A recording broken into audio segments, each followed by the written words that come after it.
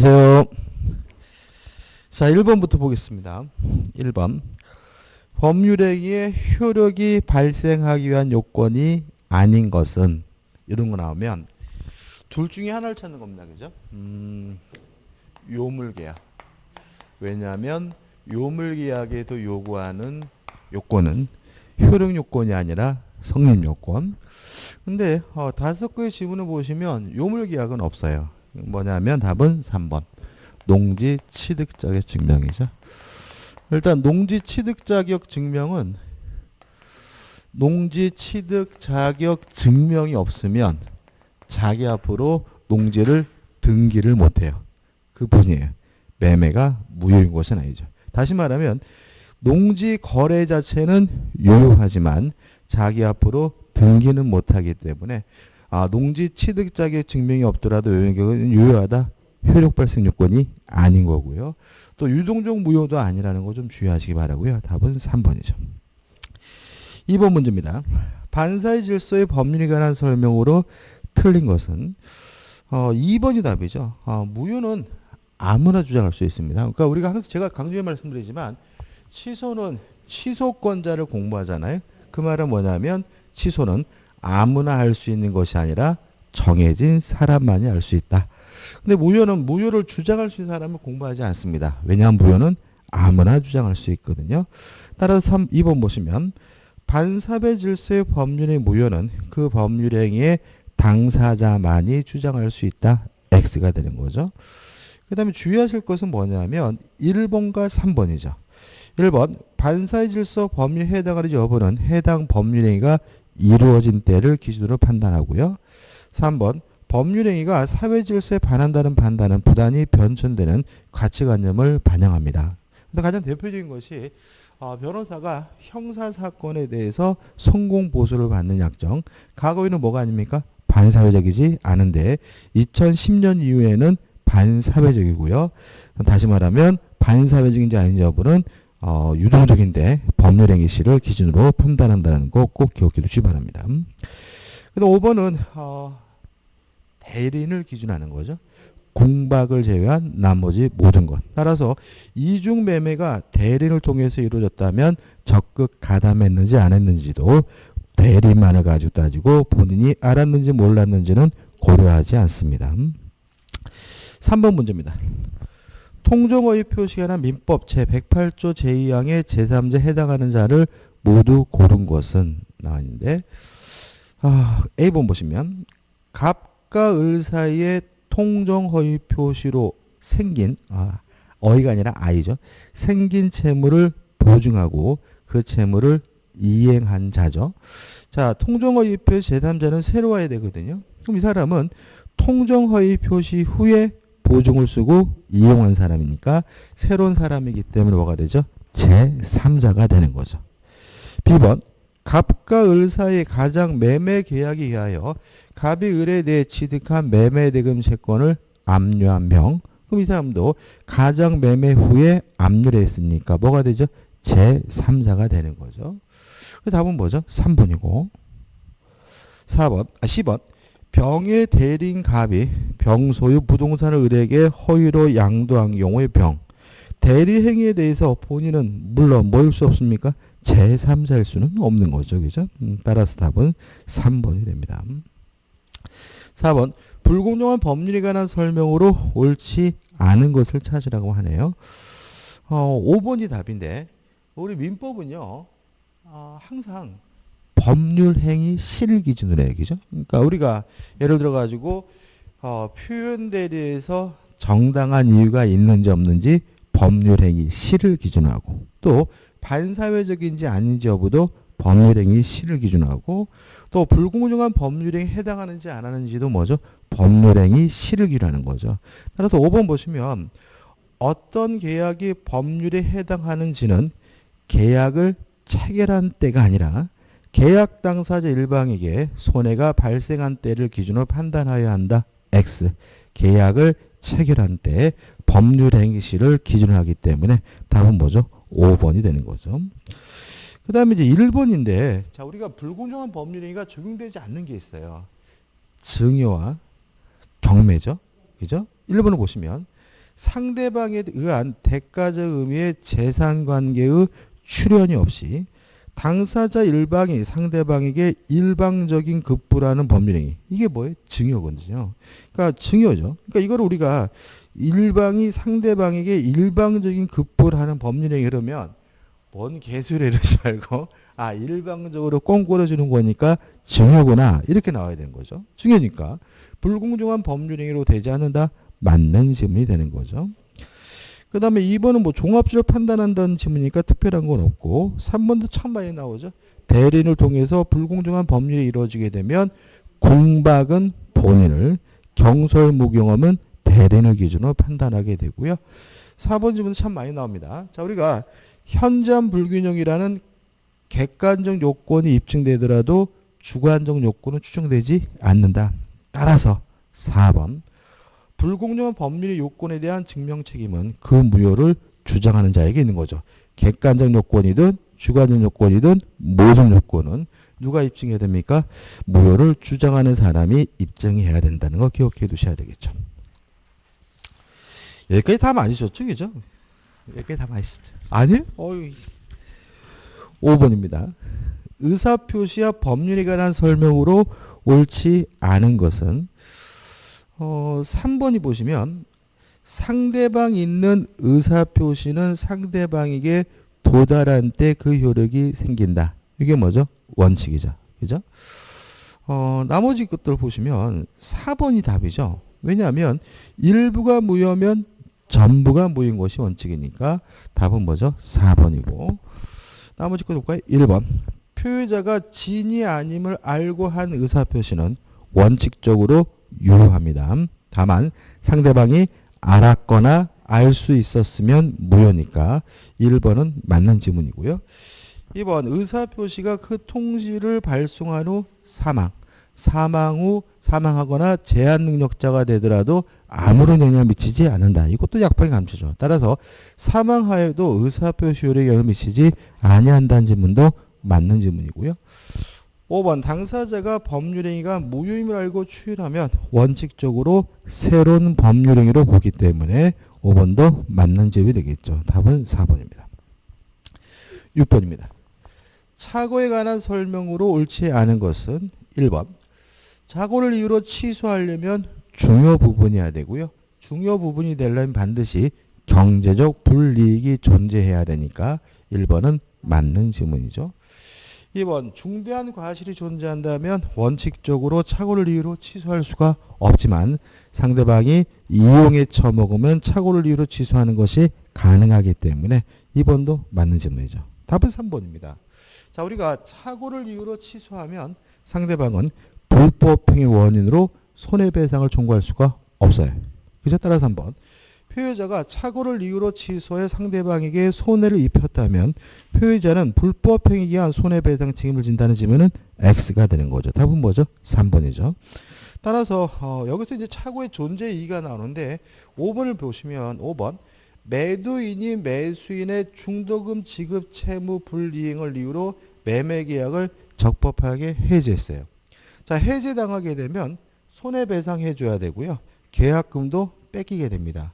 근데 만약에 착오를 이유로 취소하게 되면 이행한 것은 부당이득으로 반환받으니까 계약금 돌려받을 수 있고 또 손해배상해 줄 필요가 없으니까 해제한 후라도 이러한 손해를 모면하기 위해서 뭐 할 필요가 있는 거죠? 착오를 이유로 취소할 필요가 있는 거죠. 따라서 우리 판례는 해제한 후라도 매수인은 착오를 이유로 매매계약을 취소할 수 있다는 것이 판례 입장이고 취소를 하게 되면 3번에 나와 있는 것처럼 손해배상 책임을 면하게 된다는 것까지 꼭 기억해 두시기 바랍니다. 7번 대리에 관한 설명으로 옳은 것은 1번, 2번이 답이죠. 대리는 행위 능력자를 요하지 않습니다. 따라서 제한 능력자도 대리인 될 수 있고 제한 능력자가 대리인으로서 한 행위는 제한 능력을 이유로 취소할 수가 없는 거죠. 따라서 옳은 것은 뭐죠? 2번인데 1번 대리는 채무의 이행에 대하여 당사자 쌍방을 대리하지 못한다. X예요. 한번 정리해 볼까요? 자, 우리가 쌍방 대리나 자기 계약은 원칙적으로 금지가 되죠. 따라서 하면 안 되고요. 하더라도 원칙적으로 뭐가 되죠? 무효가 아니에요. 원칙이 뭐죠? 무권들입니다. 그래서 만약에 자기 계약 쌍방대리를 하게 되면 무효다 그러면 X예요. 무효가 아니라 뭐죠? 무권들인데 다만 예외는 뭐냐면 법원에서 이루어지는 입찰 대리에 대해서만은 우리 판례가 예외적으로 무효다라고 판시하고 있다. 그래서 원칙은 무효가 아니라 무권들이지만 입찰 대리에 대한 쌍방 대리는 예외적으로 무효다. 이렇게 기억하셔야 되겠죠.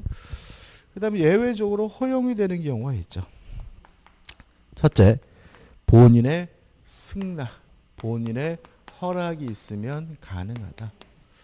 두 번째, 단순한 채무 이행을 하는 것도 가능하다. 세 번째, 본인에게 이익만을 주는 행위 가능하고요. 네 번째, 등기 신청도 뭐죠? 가능해요. 그래서 채무 이행은 자기 계약 쌍방 대리를 하는 것이 가능하기 때문에 1번 대리는 채무 이행에 대하여 당사자 쌍방을 대리하지 못한다는 질문은 X가 되는 거죠. 3번 대리권은 본인의 사망으로 소멸하지 않는다. X입니다. 자, 대리권 소멸 사유. 본인이 사망하면 대리권 소멸한다. 대리인의 사망, 대리인의 성년 후견 개시, 대리인의 파산 꼭 기억해 두셔야 되고요. 3번은 X죠. 4번 대리인이 수인 여러 명인 때는 공동으로 대리하여야 한다. X 원칙이 각자 대리고요. 5번 권한을 정하지 아니한 대리는 보존행위와 성질이 변하지 않는 범위 내에서 이용행위와 계량행위를 할 수가 있으므로 보존행위를 할 수 없다. X네요. 답은 2번이죠. 8번입니다. 복대리에 관한 설명을 옳지 않은 것은 1번 이미 되는 원칙대로 복대리는 선임할 수가 없고요. 본인의 승낙이 있거나 부득이한 사유가 있으면 예외적으로 선임할 수가 있으므로 1번은 맞는 지문인가요? 예, 맞는 지문이죠. 2번 이미 대리인이 부득이한 사유로 복대인 선임했어요. 이건 괜찮습니다. 그죠? 다만 선임 감독에 대한 책임을 부담하죠. 선임 감독에 대한 과실 책임 부담하기 때문에 본인에 대하여 그 선임 감독에 관한 책임이 없다는 질문은 X고요. 답은 2번이죠. 3번 법정 대리는 그 책임으로 복대리는 선임할 수 있다. 맞는 질문이고 4번 복대리는 대리인이 선임했지만 본인을 대리하는 사람이니까 그 권한 내에서 본인을 대리한다. 맞는 질문이죠. 5번 복대리는 제3자에 대하여 대리인과 동일한 권리 의무가 있다. 맞아요. 근데 조심할 것은 뭐냐면 권리와 의무는 동일해요. 그렇지만 권한이 동일한 것은 아니다. 다시 말하면 복대리인도 어차피 대리인이 선임했지만 본인을 대리하는 사람이니까 본인에 대한 관계나 제3자에 대한 관계에서는 대리인과 똑같은 권리와 의무를 갖죠. 그렇지만 복대리권은 대리인의 대리권으로 비롯됐기 때문에 대리인의 대리권보다 반드시 작아야 돼요. 따라서 대리권, 권한이 동일한 것은 아니니까 좀 조심하셔야 되고 권리와 의무는 같기 때문에 맞는 질문이 되는 거죠. 9번입니다. 무효와 취소에 관한 설명으로 옳은 것은 1번 경매 경우에도 불공정한 법률에 관한 민법 제104조가 적용된다. X 증여와 경매에는 적용되지 않죠. 2번 취소권은 불법 행위를 한 날로부터 3년 내에 추인할 수 있는 날로부터 10년 내에 X입니다. 말이 좀 이상하죠. 그죠? 법률 행위를 한 날로부터가 아니라 추인할 수 있는 날로부터고 또 10년은 언제죠? 법률 행위를 한 날. 앞뒤가 뭐죠? D 바뀌어 있죠. 그죠? 2번은 X네. 그죠? 불법 행위를 읽었지. 3번 매매 대금의 과다로 매매 계약이 불공정한 법률에 해당하는 경우에는 무효행위 전환에 관한 민법 138조가 적용될 수 있다. 옵니다. 답은 3번이죠. 자, 우리가 불공정한 법률행위는 반사회적 법률행위 일종이에요. 따라서 뭐 할 수 없죠?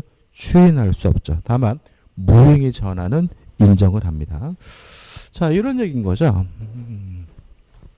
이제는 뭐 이 정도 가지고 어려하시는 분은 없겠지만 그래도 좀 생각해 보면 지금 갑이 궁박한 상태에 있고요. 을이 그것을 이용해 가지고 갑이 소유하고 있는 5억짜리 토지를 예를 들어서 3억에 매매 계약을 했다. 그러면 주관적으로 매도인이 뭐죠? 궁박하고 또 을이 궁박한 상태를 이용했고 5억짜리를 3억에 매매 계약했다. 현재 뭐가 있는 거죠? 불균형이 있는 거죠. 따라서 요 3억을 한 매매 계약은 불공정한 법률행위로서 뭐인 거죠? 무효인 거죠. 근데 갑이 나중에 요 3억을 한 매매 계약에 대해서 추인하더라도 요 매매가 유효로 바뀌는 것은 아니다. 왜냐하면 반사회적 법리의 일종이잖아요. 다시 말하면 본초가 첩이 나중에 추인한다 그래서 첩이 본초가 될 수가 없는 것처럼 요 불공정한 법률행위도 반사회적 법률 일종이기 때문에 추인한다 그래서 무효가 유효로 바뀌는 것은 아닌 거예요. 근데 이건 안 되는 거죠. 근데 요 매매 계약이 무효니까 갑이 을에게 이전 등기해 줄 필요가 없잖아요. 근데 을이 갑에게 물어본 거죠.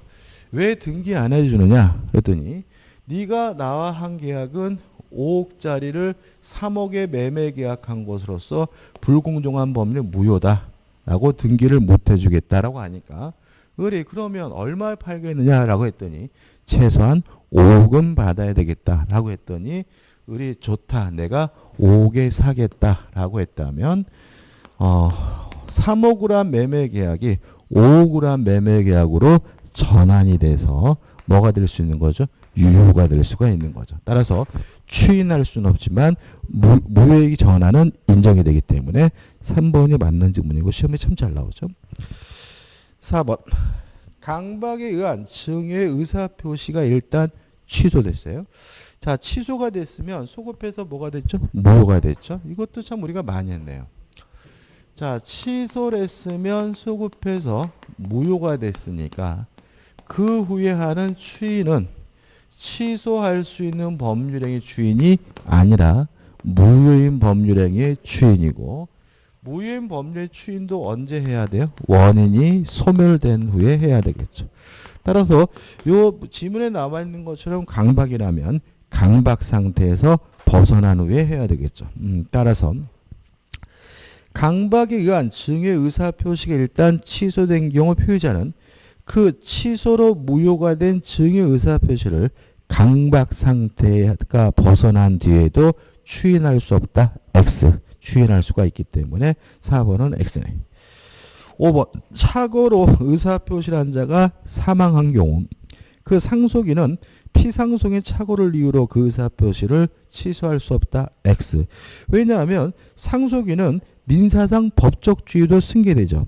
따라서 피상속인 아버지가 사망했다면 상속인도 뭐죠? 착오자로서 의사표시라서 취소할 수가 있습니다.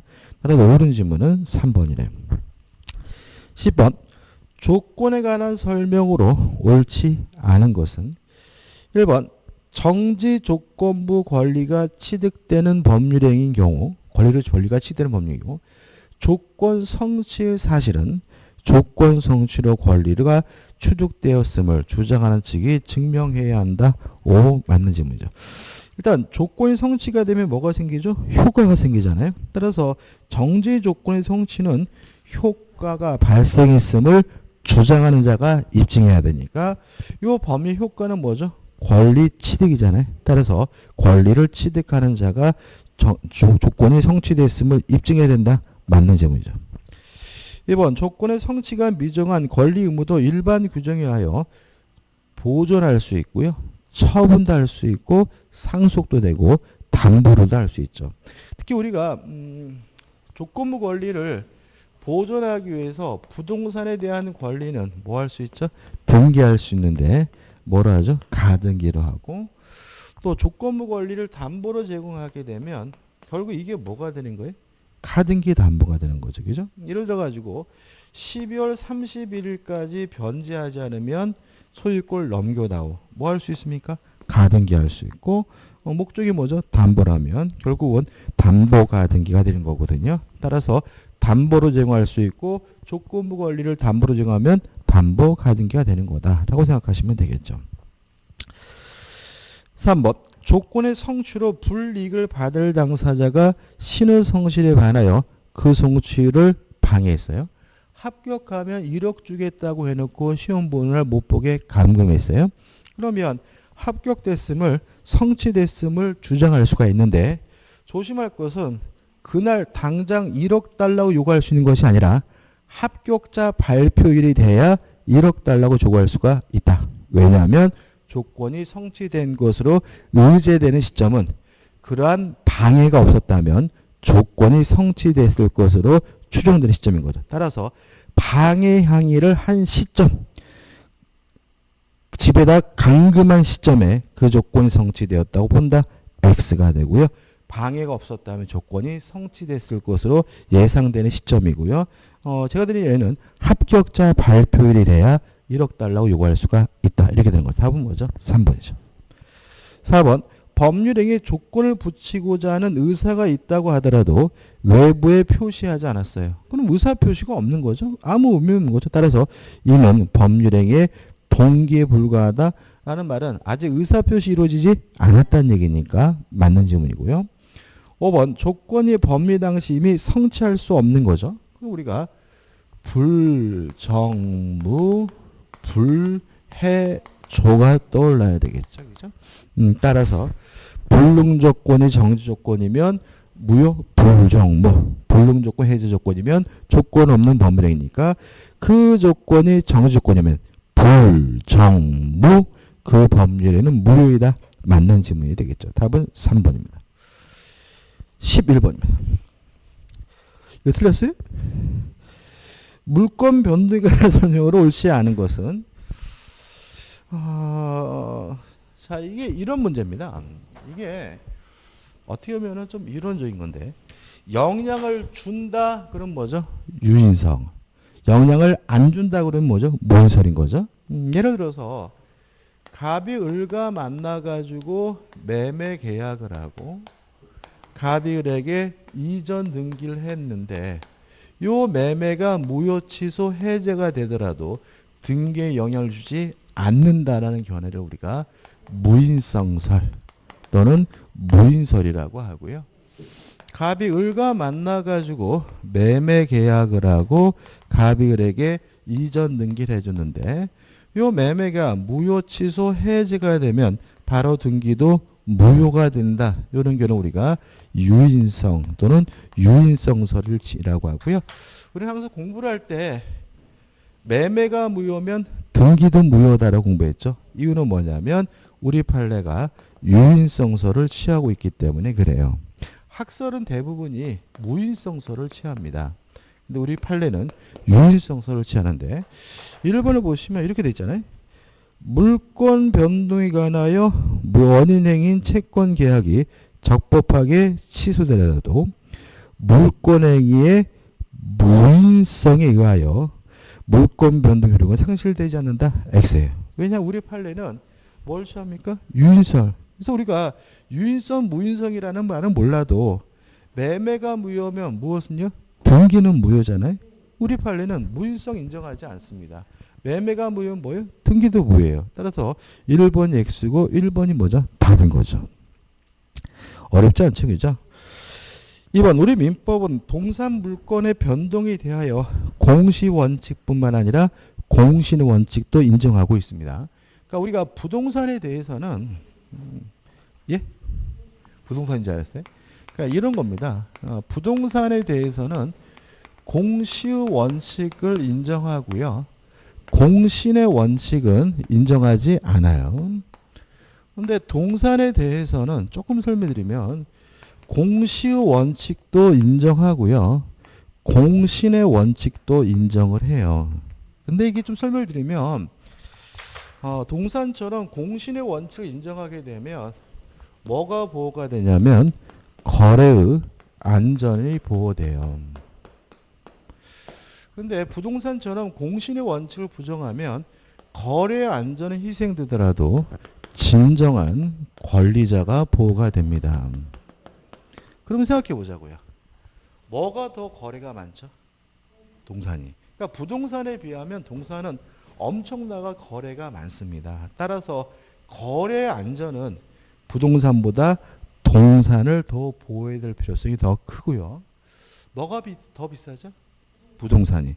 부동산이 동산보다 엄청나게 고가인 경우가 일반적이죠. 따라서 진정한 권리자를 보호해주는 경우는 좀 더 고가인 뭐죠? 부동산이 더 필요성이 있다는 거죠. 그래서 우리 입법자는 거래수가 많은 동산에 대해서는 거래 안전을 보호하기 위해서 공신의 원칙을 인정하고요. 거래보다는 가격이 굉장히 비싼 부동산에 대해서는 거래 안전보다는 진정한 권리자를 보호하는 공신의 원칙을 부정하고 있습니다. 따라서 2번은 뭐죠? 답이 될 수가 없는 거죠. 3번 부동산 공유자가 공유 지분을 포기하는 경우 공유 지분의 포기는 단독행위죠. 상대방이 있는 단독행위예요. 따라서 법률행위니까 등기를 해야 되니까 공유 지분을 포기하는 경우에 등기를 하여야 공유 지분 포기에 따른 물권 변동 효력이 발생한다. 오, 맞는 지문이고요. 4번 갑이 신축한 미등기 건물 을에게 매도하고 을이 자신의 명의로 그 건물의 보존 등기를 마쳤어요. 이거 우리가 모두 생략 등기라고 하고요. 유효합니다. 따라서 을은 그 건물의 소유권을 취득한다. 오, 맞는 질문이죠. 5번 부동산에 대한 점유취득시효가 완성됐어요. 등기를 해야 소유권을 갖잖아요. 따라서 점유취득시효가 완성되더라도 점유자는 등기를 함으로써 그 부동산의 소유권을 취득한다. 맞는 질문이 되겠죠. 답은 1번입니다. 12번입니다. 갑 명의로 등기된 갑소유 토지에 관하여 을이 관계소를 위조하여 자기 명의로 이전 등기를 한 뒤 병에게 임대하였고 병은 그 토지 위에 주택을 완성하여 보존 등기를 하고 현재까지 그 주택에 거주하고 있다. 이에 관한 설명으로 옳은 거죠. 자, 좀 생각을 해보죠. 이 땅은 여전히 누구 거냐면 갑의 것입니다. 왜냐하면 을 앞으로 등기된 것은 불법이고 따라서 을이 뭘 갖지 못합니까? 소유권을 갖지는 못하잖아요. 따라서 여전히 갑에게 토지에 대한 뭐가 있는 거죠? 소유권이 있는 거죠. 자, 이런 상태에서 을이 지금 병에게 뭐 했습니까? 임대를 했죠. 그래서 병이 임차인으로서 요 건물을 신축하고 요 건물에 대해서 소유권이 있는 상태죠. 그죠? 자, 그럼 생각해 보자고. 기억. 자, 옳은 걸 찾습니다. 갑은 병을 상대로 주택으로부터의 퇴거를 청구할 수 있다. X입니다. 자, 왜냐하면 생각해 보자고요. 갑은 자신의 토지니까 내 땅에서 나가라는 의미에서 건물의 소유자인 병에게 건물에 대해서 철거를 요구할 수가 있어요. 조심할 것은 이 병은 토지에 대해서 임차인인 거죠. 건물에 대해서 뭐인 겁니까? 소유자인 겁니다. 그죠? 다만 건물에서 갑이 병에게 퇴거해달라고 요구할 수는 없다. 왜냐하면 건물은 누구 거죠? 병의 소유고 갑의 소유가 아니니까요. 네, 한번 갑은 을을 상대로 토지에 대한 소유권 이전 등기를 청구할 수가 있다. 맞나요? 맞죠? 그죠? 자, 지금 우리가 을의 등기가 무효인 등기니까 갑은 을에게 무효인 등기에 대해서 말소해달라고 뭐 할 수 있어요? 청구할 수 있고 아니면 진정 명의 회복을 원인으로 무엇도요? 이전 등기도 청구할 수 있죠. 따라서 소유권 이전 등기를 청구할 수 있다. 오, 맞는 질문이죠. 디귿번 갑은 병을 상대로 주택의 철거를 청구할 수 있다. 오죠. 왜냐하면 병은 갑의 토지를 뭐하고 있어요? 점유하고 있는 건물의 소유자니까요. 리을번 만약 정이 그 주택을 병으로부터 임차해 주민등록을 마치고 그 주택에 거주하고 있다면 갑은 정을 상대로 퇴거를 청구할 수 있다. 맞습니다. 여기서 좀 조심할 것은 뭐냐면 정에게 이 건물을 뭐 했어요? 임대했어요. 자, 그럼 여기서 우리가 이때 갑은 요 임차인 정에게 퇴거해 달라고 뭐 할 수 있습니까? 청구할 수 있다라는 게 우리 판례 입장이거든요. 자, 왜 그런지를 좀 생각해 보면 지금 이 정이 없는 상태라면 병에게 철거해 달라고 요구하고 건물을 철거할 수가 있어요. 근데 만약에 병이 정에게 임대한 상태라면 갑이 병에게 철거해달라 요구할 수 있더라도 실질적으로 건물을 철거할 수가 없습니다. 왜냐하면 병이 정을 내보낼 수가 없어요. 왜요? 임대차 계약 기간이라는 게 있잖아요. 그죠? 그래서 우리 판례는 거주하고 있는 사람이 그 건물의 임차인이라면 오히려 누가요? 토지 소유자가 이 건물을 철거하기 위해서 퇴거해달라고 뭐 할 수 있습니까? 요구할 수 있다는 것이 우리 판례 입장이고요. 따라서 맞는 지문은 니은, 디귿, 리을 해가지고 4번이 답인 거죠. 참고로 이 아무리 정이 적법하게 거주하고 주민등록을 했더라도 주택 임차인으로서 뭐 받지 못합니까? 보호받지 못한다는 거 항상 조심하셔야 됩니다. 왜냐하면 이 건물은 보호받지 못하는 철거될 건물이기 때문에 그렇습니다. 답은 3번이죠. 그러니까 우리가 철거될 건물인 경우에는 만약에 이 사람이 소액 임차인일 수 있잖아요. 소액 임차인으로서 최우선 변제권도 인정하지 않아요. 그러니까 우리가 건물이 철거될 건물은 안 되는 거라는 거. 그렇죠? 예를 들어가지고 이건 아니지만 법정 지상권이 발생하지 않아서 철거될 건물의 임차인도 전혀 뭐 받지 못해요? 보호받지 못하는 것도 한번 생각해 보시기 바랍니다. 답은 3번이죠. 답은 4번인 거죠. 4번. 4번이 답이죠. 니은, 디귿, 리을입니다. 13번. 부동산 등기에 관한 설명을 옳지 않은 것을 찾으라고 하네요. 1번. 청구권 보존의 가등기에 의하여 본등기가 됐어요. 그러면 순위는 가등기가 보존하지만 물권을 취득한 때는 본등기한 때죠. 따라서 본등기에 의한 물권 변동 효력이 가등기한 때로 소급하지 않는다. 오, 맞죠. 본등기한 때 물권을 갖습니다. 2번 소유권 이전 청구권이 정지 조건부인 경우에도 가등기는 가능하다. 5점. 그죠? 부동산에 대한 조건부 권리 등기할 수 있고 가등기할 수 있습니다. 3번 먼저 된 유효한 소유권 보존 등기로 인해 뒤에 된 이중 보존 등기가 무효인 경우.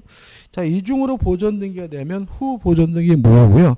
항상 조심할 것은 후 보존 등기를 기반으로 해서는 등기부 취득 시효할 수가 없다. 따라서 뒤에 된 등기를 근거로 등기부 취득 시효를 주장할 수 있다. X가 되는 거죠. 답은 뭐죠? 3번이 됩니다. 그죠? 3번. 4번. 등기되어 있는 3층 건물이 멸실되자 5층 건물이 신축했어요. 자, 무효인 등기를 유용하는 것은 가능하지만 이런 건 안 돼요. 그죠? 다시 말하면 권리에 관한 등기는 유용할 수 있지만 사실하는 등기는 유용할 수가 없습니다. 이거는 권리자가 바뀐 게 아니라 건물이 바뀐 것이고 사실 문제이기 때문에 종전 등기를 그대로 사용하는 경우 이 등기는 무효이다. 맞는 질문이죠. 5번 등기 명의인의 표시 변정 등기. 그러면 그 사람의 명의자임은 변함이 없는 거잖아요. 그죠? 따라서 권리 변동을 가져오는 것은 아니다. 맞네요. 답은 3번이네. 14번입니다. 점유에 관한 설명을 옳지 않은 것은 1번 갑의 토지에 대의 점유 취득 시효를 완성한 후 갑과 병이 그 사실을 모른 채 매매 계약을 하고 병에게 소유권 이전 등기를 마쳐진 경우 그런 병에 대해 취득 시효 완성을 이유로 이전 등기를 청구할 수 없다. 오해요. 왜냐하면 취득 시효가 완성됐다는 이유로 등기는 누구한테 청구하냐면 취득 시효가 완성될 당시의 소유자죠. 따라서 완성이 된 후에 소유권을 취득한 사람에게는 이전 등기해달라 청구할 수가 없는 거죠. 2번 점유자의 권리 추정입니다. 이건 뭐냐면 점유하고 있으면 적법한 권리자, 적법한 소유자임을 추정받죠. 뭐만요? 동산만. 제가 지금 이 안경을 쓰고 있다는 이유로 저는 이 안경에 대해서 소유자임을, 적법한 권리자임을 추정받아요. 그렇지만 부동산의 경우에는 살고 있는 사람이 점유자가 소유자로 추정받는 것이 아니라 등기 명의인이 소유자로 뭐 받는 거죠? 추정받는 거죠. 따라서 2번 점유자의 권리 추정의 규정은 특별한 사정이 없는 한 등기에 의하여 공시되는 부동산 물권에 대하여는 적용되지 아니한다. 맞죠? 다시 말하면 점유하고 있다는 이유로 적법한 권리자로 추정되는 것은 동산은 한다. 부동산의 경우는 누가요? 등기 명인이 적법한 권리자임을 추정을 받는 거죠. 3번 선의 점유자는 법률상 원인 없이 타인의 토지를 점유 경작함으로써 타인에게 손실을 입혔다고 할지라도까지 끊어볼게요. 여기서 이제 우리가 알면서 그러니까 선의 점유자가 과실수취권이 있다는 건 다 아세요. 근데도 이게 왜 틀리냐면 여기서 갑자기 법률상 원인 없이 타인의 토지를 이렇게 나온단 말이에요. 법률상 원인 없으면 안 되는 거 아니 이런다고. 아니죠. 우리가 점유자와 회복자에 관한 민법 규정은 아무런 권한 없이 남의 물건을 점유하다가 돌려준 사람에게 적용되는 거잖아요. 따라서 아무런 권한이 없다라는 말은 점유자와 회복자에 관한 민법 규정을 적용해서 풀라는 말에 불과한 것이지 이거에 따라서 문제 지문이 바뀌는 것은 아니라는 거죠. 그래서 우리가 항상 말씀드리지만 임차권이다 그러면 임대차의 규정이, 전세권이다 그러면 전세권의 규정이죠. 따라서 아무런 권한 없이 그러면 점유자와 회복자에 관한 민법 규정이 적용되는 거구나 이렇게 생각하셔야지 갑자기 선이라도 이러면 안 되지 이러면 안 된다는 거 좀 항상 조심하셔야 되고요. 따라서 그 점유 경작으로 인한 이득을 그 타인에게 반환할 의무가 없다. 맞죠? 왜냐하면 아무런 권한이 없다면 점유자와 회복자에 관한 민법 규정이 적용되고요. 선의 점유자에게 뭐가요? 과실수취권이 있으니까요. 4번 선의 점유자라도 본권에 관한 소에 패소한 때는 언제부터죠? 그 소가 제기된 때로부터 악의 점유자라고 보고요. 5번 점유자가 점유물에 대하여 행사하는 권리는 적법하게 보유한 것으로 간주한다가 아니라 추정한답니다. 그죠? 그러니까 이런 것 우리가 민법은 간주 추정 가지고 장난 잘 안 치는 편인데 이 5번은 잘 치는 것 같아요. 그죠? 그래서 우리가 2번과 5번 같이 기억해 두셔야 되겠죠. 그죠? 그래서 우리가 점유하고 있으면 적법한 권리자임으로 뭐가 돼요? 추정이 되는데 간주가 아니라 뭐죠? 추정이 되는데 이거는 동산에만 적용되고 부동산에는 뭐 하지 않습니까? 적용되지 않는다는 거 주의하시기 바랍니다. 15번입니다. 점유 보호 청구권에 관한 설명으로 옳지 않은 것은 자 우리가 이것도 좀 잘 나오고요. 조심하셔야 되는데 점유 보호 청구권이지만 점유권에 기한 반환 청구권으로 정리하시면 되죠. 일단 첫째 침탈이 존재해야 된다. 그죠? 두 번째 선의 특별 승계인에게는 행사할 수가 없다. 그 다음에 세 번째 1년 동안만 행사할 수 있는데 1년은 소멸시효가 아니라 제척기간이고요. 우리 시험범위 유일한 뭐죠? 출소기간이다. 우리 시험범위에 유일하게 출소기간, 소송을 제기할 수 있는 기간으로 이해를 합니다. 따라서 1번 점유물 방해 제거 청구권 행사 기간은 출소기간이다. 맞는 거죠. 2번 점유 보조자는 뭐죠? 사실상 지배하고 있지만 점유자가 아닌 거. 점유권이 없는 사람. 점유권이 없다라는 말은 점유보호청구권 인정되지 않는다는 얘기니까 점유보조자에게는 점유물 방해 제거 청구권 인정되지 않는다. 오 맞는 질문이죠. 3번 자 점유권을 이유로 반환을 청구하려면 침탈이 필요하죠. 그러니까 침탈이라는 말은 훔쳐가거나 뺏어가는 것처럼 점유를 강제로 박탈하는 걸 의미하거든요. 따라서 3번 직접 점유자가 임의로 점유를 타인에게 이전했어요. 그러니까 임의로 스스로 이전한 것은 뭐가 아닙니까? 침탈이 아닌 거죠. 따라서 그 점유 이전이 간접 점유자 의사에 반하더라도 간접 점유자의 점유가 침탈된 경우에 해당하지 않는다는 질문은 오 맞는 질문이죠. 4번입니다. 자, 선의 특별 승계인에게 행사하지 못해요? 그럼 역으로 말하면 악의의 특별 승계인에게는 행사할 수가 있다는 말이니까 3번. 점유자가 점유에 침탈당한 경우 침탈자의 특별 승계인이 악인 때에도 그 특별 승계인에게 점유물 반환 청구권 행사할 수 없다는 질문은 X가 되고요. 답은 뭐죠? 4번이 됩니다. 5번 공사로 인하여 점유에 방해를 받은 경우 공사 착수 후 1년이 경과하거나 그 공사가 완성된 때에는 방해 제거를 청구하지 못합니다. 이때는 손해배상만 청구해야 되고요. 따라서 옳지 않은 것은 4번이고 주의하셔야 되겠죠. 여기까지고 좀 쉬었다가 16번부터 보도록 하겠습니다.